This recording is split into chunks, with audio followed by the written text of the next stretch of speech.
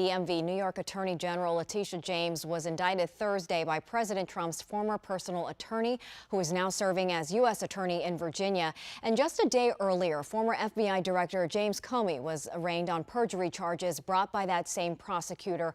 And all of this is unfolding as the federal government shutdown drags on into another week. CBS News congressional correspondent Scott MacFarlane joining us tonight to help make sense of it all. Scott, certainly plenty to talk about. Let's start with Letitia James and James Comey. Both were charged just days after President Trump posted on social media, calling them guilty as hell. That's a direct quote. What do these indictments actually allege, and how strong are the cases? And both those cases were indicted by local grand juries. Both grand juries were in Alexandria. Two different grand juries in Alexandria, one for Comey, one for Letitia James.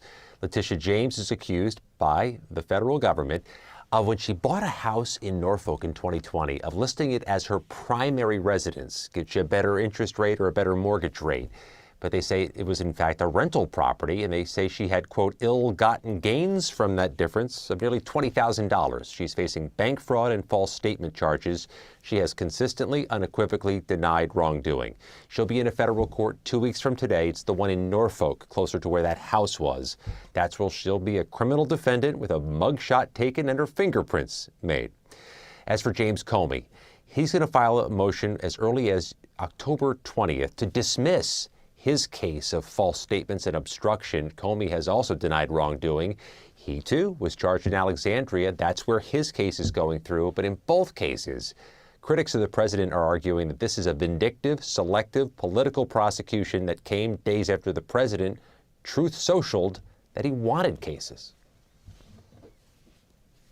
Also have local ties, as you mentioned briefly. Trump's newly appointed U.S. Attorney for the Eastern District of Virginia, Lindsey Halligan, filed both indictments after replacing Eric Siebert, who reportedly refused to bring those charges. What do we know about Halligan and her background?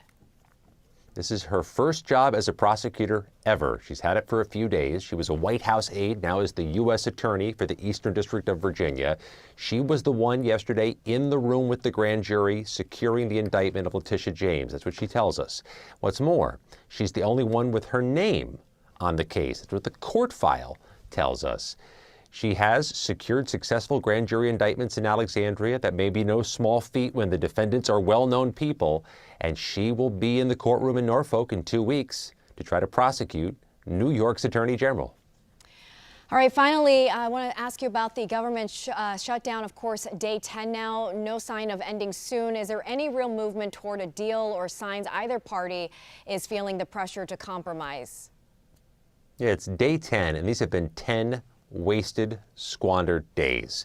Neither side's even talking. The leadership of the House Republicans, the leadership of the House Democrats, same is true in the Senate. The president isn't talking to Democrats. If nobody's talking, you get nowhere on ending an impasse. They have to start conversations for us to get near the end of this road, and they still haven't put the car in drive. I think you're going to measure this shutdown in weeks, not days.